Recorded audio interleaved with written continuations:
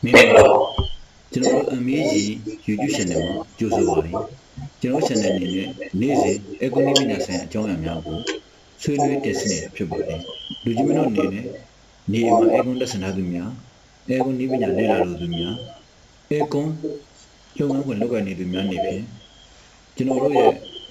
channel, Nazi and Destiny, John Amago, teaching I would do, General channel Leo, Light and Scrolly, Jesus Baby Lobita Jaba. ဒီနေ့ခါမှာနေအများစုဟာ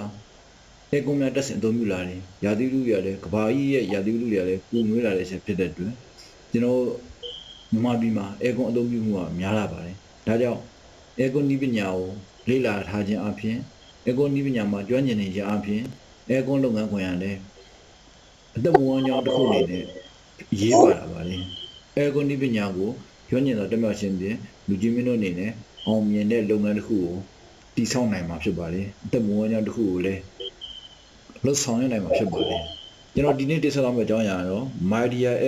Split Aircon ရဲ့ Indoor Unit နဲ့ Outdoor Unit PCB တွေမှာချိတ်ဆက်တက်ဆင်ထားတဲ့ wiring diagram တွေကိုဆွေးနွေးတင်ဆက်သွားမှာဖြစ်ပါတယ်ကျွန်တော်အနေနဲ့ပထမဆုံး Media Aircon Indoor PCB circuit မှာချိတ်ဆက်တက်ဆင်ထားတဲ့ wiring diagram ကိုဆွေးနွေးတင်ဆက်သွားမှာဖြစ်ပါတယ်ပထမဆုံးအနေနဲ့Aircon Indo fan motor ကိုရှေ့ဆက်တက်ဆင်ထားရတော့ Indo PCB circuit မှာရှိတဲ့ CN1 တင်ပြပါ CN1 ကြိုးကောင်တင်ပြပါ CN30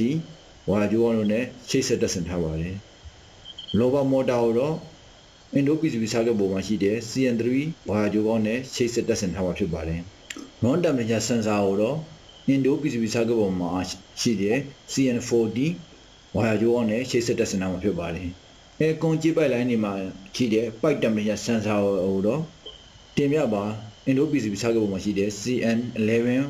ဝါယာကြိုးပေါင်းနဲ့ချိတ်ဆက်တက်ဆင်ထားပါဖြစ်ပါတယ်။ကျွန်တော်တို့ display board ကိုတော့တင်ပြပါ Indo PCB circuit ပေါ်မှာရှိတဲ့ CN7 နဲ့ချိတ်ဆက်တက်ဆင်ထားပါဖြစ်ပါတယ်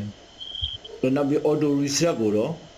Indo PCB circuit ပေါ်မှာရှိတဲ့ CN4 ဝါယာကြိုးပေါင်းနဲ့ချိတ်ဆက်တက်ဆင်ထားပါဖြစ်ပါတယ်။ micro switch ကိုတော့Indo PCB circuit ပေါ်မှာရှိတဲ့ CN12 ဝါယာကြိုးပေါင်းနဲ့ချိတ်ဆက်တက်ဆင်ထားဖြစ်ပါတယ်။ Plasma ကိုတော့Indo PCB circuit ပေါ်မှာရှိတဲ့ CN7 ဝါယာကြိုးပေါင်းနဲ့ချိတ်ဆက်တက်ဆင်ထားဖြစ်ပါတယ်။ Transformer ကိုတော့ကျွန်တော်အနေနဲ့ Indo PCB circuit ပေါ်မှာရှိတဲ့ CN5 ဝါယာကြိုးပေါင်း CN2 ဝါယာကြိုးပေါင်းနဲ့ချိတ်ဆက်တက်ဆင်ထားပါတယ်။ကျွန်တော်အနေနဲ့ Outdoor Unit ဆက်သွယ်ဖို့အတွက်တော့တင်ပြပါ CN8 ကိုတော့ဝါယာကြိုးနဲ့S line နဲ့ဆက်သွယ်ထားပါတယ်ကျွန်တော်အနေနဲ့နောက်ပြီး neutral line ကိုတော့အနက်ရောင်ဝါကြိုးနဲ့ CN9 ဝါကြိုးကောင်းကနေ N line အတွက်ကိုချိတ်ဆက်တက်ဆင်ပြီး outdoor unit နဲ့ချိတ်ဆက်တက်ဆင်ထားပါတယ်နောက် line အတွက်ကိုတော့ကျွန်တော်အနေနဲ့တင်ပြပါအနီရောင်ဝါကြိုးနဲ့ N line ကနေ Indo PCB circuit မှာရှိတဲ့ CN10 ဝါကြိုးကောင်းအသုံးပြုပြီးတက်ဆင်ထားတာဖြစ်ပါတယ်အခုတင်ဆက်ပြထားတာတော့ကျွန်တော်တို့ Media Aircon Split Type အမျိုးအစားတွေမှာ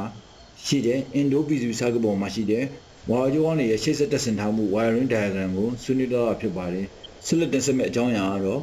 Media Aircon Split Type Outdoor Unit PCB circuit ပေါ်မှာပါဝင်တဲ့အစိတ်ပိုင်းများနဲ့ wiring diagram များရှေ့ဆက်ထားမှုကိုဆွေးနွေးတင်ပြတော့ဖြစ်ပါတယ်။ Outdoor Unit PCB circuit မှာတော့တင်ပြပါ main PCB circuit power board intelligent power module board တို့အပိုင်းသုံးပိုင်းပါဝင်ပါတယ်ကျွန်တော်အနေနဲ့ Indo unit နဲ့တော့ SLN ကြိုးဆိုပြီးတော့တင်ပြပါအတိုင်းဝါကြိုး၄ချောင်းဖြင့်ချိတ်ဆက်တက်ဆင်ထားဖြစ်ပါတယ်အဲ့ဒီကနေမှကျွန်တော်တို့အနေနဲ့ filter ကိုဝင်ပြီးတော့မှ power board ကိုneutral နဲ့ line နဲ့ဝင်ပါတယ်ခင်ဗျာကျွန်တော်အနေနဲ့ outdoor unit fan တော့တင်ပြပါ power board PCB မှာရှိတဲ့ CN5 ဝါကြိုးကောင် CN4 ဝါကြိုးကောင် CN7 ဝါကြိုးကောင်တို့နဲ့ချိတ်ဆက်တက်ဆင်ထားပါတယ်ပြီးတော့ 4-way bar တို့ကိုတော့ CN5 ပြာရောင်ကြိုးနဲ့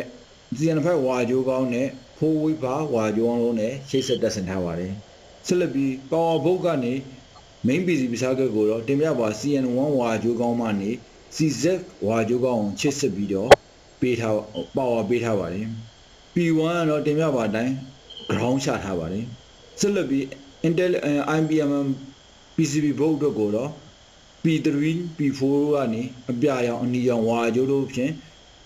IBM PCB circuit board မှာလုံးလုံးနိုင်ဖို့တို့ကို power ကိုထောက်ပံ့ပေးထားပါတယ်ပြီးတော့ P5 P6 တို့ဖြင့်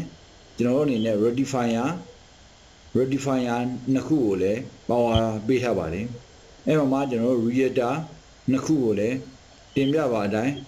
relay 34ကနေမှ reactor R150D ကိုလည်း power ပေးထားပါတယ်ပြီးတော့ reactor R6025 နဲ့ဒီ capacitor ကို shape condenser ကို shape ပြီးတော့ P5 ကနေ shape ဆက်တက်ဆင်ထားပါတယ်ကျွန်တော် IBM module ပေါ့ intelligent power module PCB circuit အနေနဲ့ကတော့ကျွန်တော်တို့ CN1 တော့ကျွန်တော်တို့ main PCB circuit board နဲ့ main PCB circuit board ရဲ့ CZ2 ကနေ CZ2 နဲ့ shape ဆက်တက်ဆင်ထားပါတယ်ပြီးတော့ compressor လို့ဖို့တော့ကိုတော့ကျွန်တော်အနေနဲ့ WVU ဆိုတဲ့ဝါယာကြိုးကောင်အနက်ရောင်အနီရောင်ပြာရောင်တို့ဖြင့် compressor လို့ဖို့ကိုတော့ကျွန်တော်အနေနဲ့ shape ဆက်တက်ဆင်ထားပါတယ် compressor ရဲ့အက်ကိုတော့အဝါရောင်သို့မဟုတ်အစိမ်းရောင်ပေါ့နော်နှစ်ခုဆက်အရောင်နဲ့ကျွန်တော်အနေနဲ့ ground ချပေးထားပါတယ်